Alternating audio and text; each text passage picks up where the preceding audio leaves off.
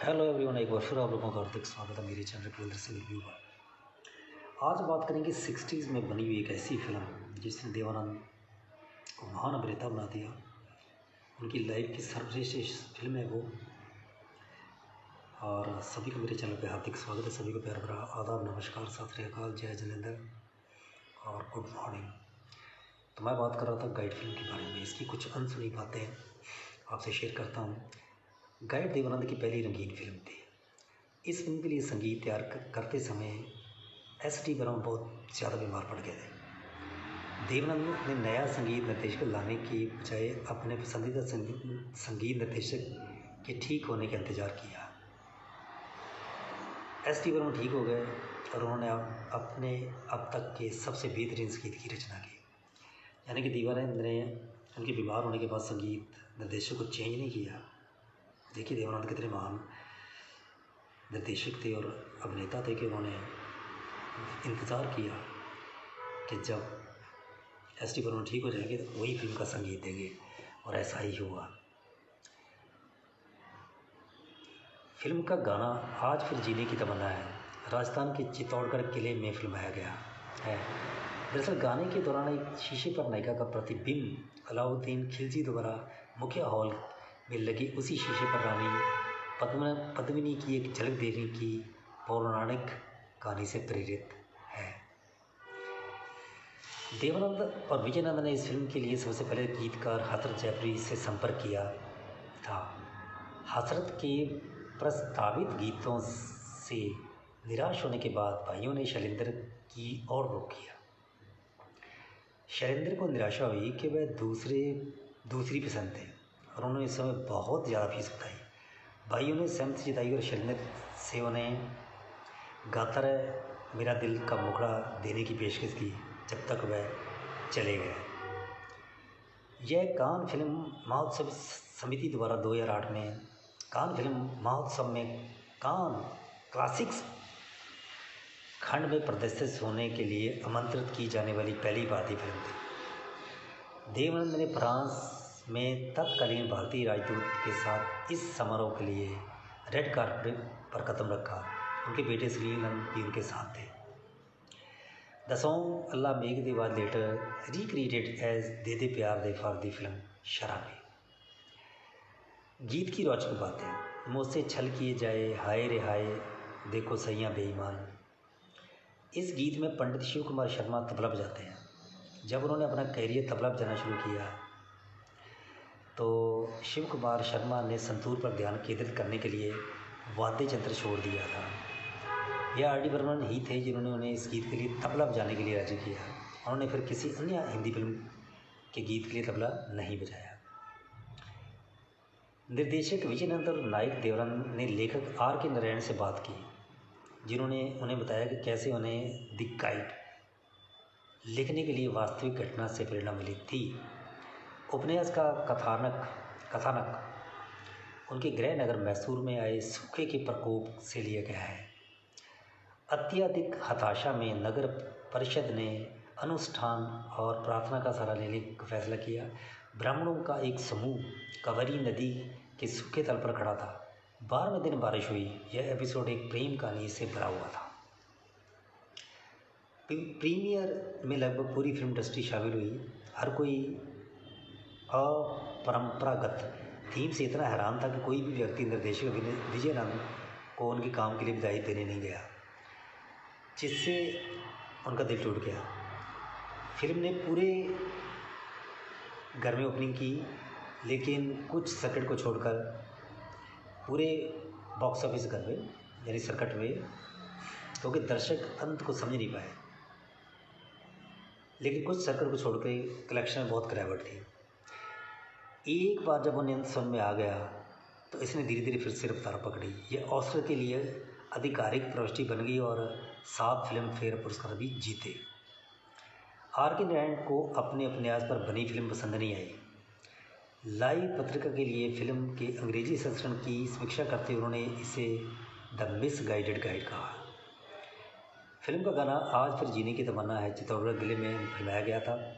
खासतौर पर खूबसूरत रानी पद्मिनी के महल में जिसकी खूबसूरती ने खिलजी सुल्तान अलाउद्दीन खिलजी को मंत्रमुग्ध कर दिया था। गाना और लोकेशन रोज़ी की नई नई मिली आज़ादी को दर्शाता है। विडंबना यह है कि रानी पद्मिनी की खूबसूरती के कारण राजा रतन सिंह और उनके काबिले की जीत का पतन हुआ, क्योंकि रानी ने खुद ही अपनी महिलाओं को बलि की चिता में जला दिया था। 60 के दशक की शुरुआत में एस.डी. बर्मन का शासन पतन की ओर बढ़ रहा था।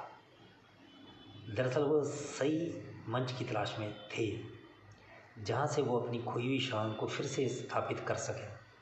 फिल्म गाइड नवकेतन बैनर के तहत बनाई गई थी, जो एस.डी. बर्मन से अलग नहीं हो सकता था।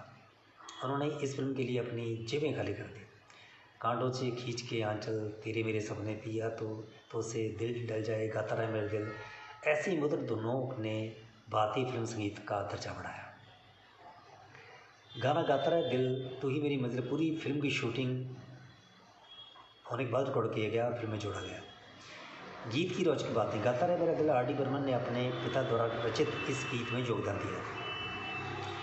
गाने की खास बातें। दिन ढल जाए रात ना आए, इस गाने की पहली लाइन असल में हसरत जैबर ने लिखी थी। निर्देशक विजयनाथ इस लाइन से खुश नहीं थे और हसरत ने उनसे बहस के बाद फिल्म छोड़ दी।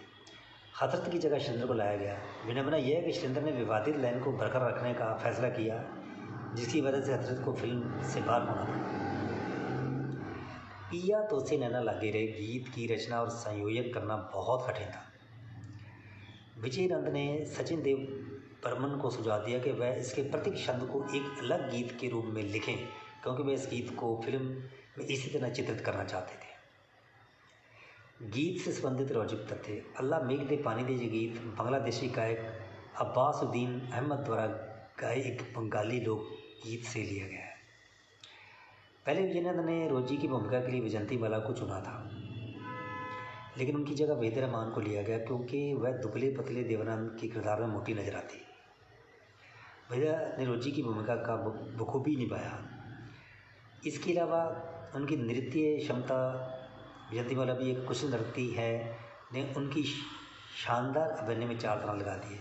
एक असहाय पत्नी, मंच कलाकार, एक प्रेमिका और अंत में दया की भावना के रूप में उनकी भावनाओं को बेहतरीन ढंग से चित्रित किया गया है। सामान्य ज्ञान देख लीजिए। वहाँ कौन है तेरा मुसाफिर, एस.डी. बर्मन। वहाँ कौन है तेरा मुसाफिर उन्होंने ही गाया था और गाना बहुत हिट हुआ था। यह फिल्म आर के नारायण के साहित्य अकादमी पुरस्कार विजेता अपने आदि गाइड पर रहता है, हालांकि उनको ये फिल्म पसंद नहीं आई थी। फिल्म के संवाद album year of the satellite में Ali the son of Abdul के अंतर्राष्ट्रीय गीत लाइव किल से सैंपल किया गया था। गाइड विजयनंद की पहली रंगीन फिल्म थी, जिसके संपादक बाबू शेख थे। गाइड विजयनंद और शायाकर फली मिस्त्री की पहली रंगीन फिल्म थी, जिन्होंने रंगीन फिल्म बनाने की तकनीक सीखने के लिए हॉलीवुड जाना पड़ा था। गाने की रोचक जानकारी। आज फिर जीने की तमन्ना है। जब ये गाना रिकॉर्ड किया गया तो देवानंद को पसंद नहीं आया। अपने भाई और फिल्म के निर्देशक विजयनंद के अनुरोध पर उन्होंने गाने को शूट करने और वह फिर तय करने का फैसला किया कि इस गाने को रखा जाए फिल्म में। जब शूटिंग खत्म हुई तब तक देवानंद अपना मन बदल लिया था और इस गाने को फिल्म में रखने के लिए सहमत हो गए थे। कियान सिंह द गाइड के अंग्रेजी संस्करण में थे, लेकिन वह भारतीय संस्करण में नहीं दिखे, क्योंकि गोल्डी को लगा कि वह भूमिका अभिनेता के अनुकूल नहीं होगी। जब सत्याजीत रे ने फिल्म का निर्देशन करने की योजना बनाई थी, उन्होंने वहीदा रहमान को साइन किया। जब उन्हें पता चला कि देवानंद के पास फिल्म के अधिकार हैं, तो उन्होंने वहीदा रहमान से कहा कि वो जब भी हिंदी फिल्म बनाएंगे तो उन्हें ज़रूर कास्ट करेंगे। वहीदा रहमान को शतरंज के खिलाड़ी की पेशकश की गई थी, लेकिन उन्हें कोई उपयुक्त किरदार ना मिलने का मना कर दिया। उसमें उनको कोई सूटेबल रोल नहीं लगा था वहीदा रहमान जी को। यह फिल्म 2 संस्करणों में बनाई गई थी। एक अंग्रेजी संस्करण, जिसे पर्लस बाकी सहयोग से टेड डैनियल्सकी द्वारा निर्देशित किया गया था, ताकि देवानंद की पश्चिमी दर्शकों को परिचित कराया जा सके, तथा निश्चित रूप से हिंदी संस्करण, जिसका निर्देशन देवानंद के छोटे भाई विजयनंद ने किया था। विजयनंद ने जब स्क्रिप्ट पढ़ी तो बहुत डर गए। उन्होंने लगा कि इससे विदेश में देश की छवि खराब होगी। उन्होंने 2 बार फिल्म निर्देशित कर मना कर दिया। देवानंद के तीसरे प्रयास पर ही वह इसके लिए राजी हुए थे। यह फिल्म भारत के अंग्रेजी भाषा के सबसे प्रसिद्ध लेखक आर के नारायण की पुस्तक द गाइड पर आधारित थी। द सॉन्ग गाता रहा मेरा दिल was sampled by Anil Bean for the song साया go no bye. Mohammed Rafi ने गाइड के लिए गाना रिकॉर्ड किया था, लेकिन रिकॉर्डिंग के बाद आनंद ब्रदर्स उस गाने से संतुष्ट नहीं थे, इसलिए मोहम्मद रफ़ी ने दूसरा गाना कंपोज करके गाया और उसे फिल्म में इस्तेमाल किया गया। जो गाना रिकॉर्ड किया गया था उसका इस्तेमाल नहीं किया गया। साथ ही पहले देवानंद गाइड का निर्देशन करने वाले थे, फिर राज खोसला और विजय नंदन ने गाइड का निर्देशन किया। यह जूनियर कलाकार आशा रानी सिंह की पहली पसंद थी, जिन्होंने इसके बाद जूनियर कला के रूप में 50 वर्षों से अधिक समय तक काम किया। चेतन नंद इस फिल्म का निर्देशन करने वाले थे और उन्होंने फिल्म के शुरुआती दृश्यों जैसे देवानंद के जेल से बाहर आने के दृश्यों का निर्देशन भी किया। बाद में 1900 में बनी हकीकत में व्यस्त हो गए और विजय नंदन ने इसका निर्देशन संभाला। कई वर्षों के बाद एक फिल्म आई जिसका नाम था राजू और रोजी। इसमें जॉय मुखर्जी तमन्ना ने अभिनय किया था। गाइड में राजू और रोजी मुख्य किरदारों के नाम थे। सायरा बानो ने कहा कि आज देवानंद और विजय नंद इसे पूरी तरह से नकार देंगे, लेकिन गाइड मुझे 2 बार ऑफर की गई थी। यह एक तथ्य है कि टैड डैनियल्स की अंग्रेजी सेशन गाइड के साथ मेरे पास आए थे। 2012 में इस फिल्म का टाइटल टाइम मैगजीन द्वारा सर्वश्रेष्ठ बॉलीवुड क्लासिक की सूची में 4था स्थान दिया गया था। सत्यजीत रे इस फिल्म का निर्देशन विधि रहमान के साथ करना चाहते थे, लेकिन देवानंद ने पहले ही फिल्म बनाने का अधिकार ले लिए थे। देवानंद गाता रहे मेरा दिल गीत की शूटिंग रोहतांग में करना चाहते थे, लेकिन प्रोडक्शन कंट्रोलर जज चौहर को एहसास हुआ कि ये उनके वास्तविक स्थान से 12 किलोमीटर दूर है और आगे जाना संभव नहीं है।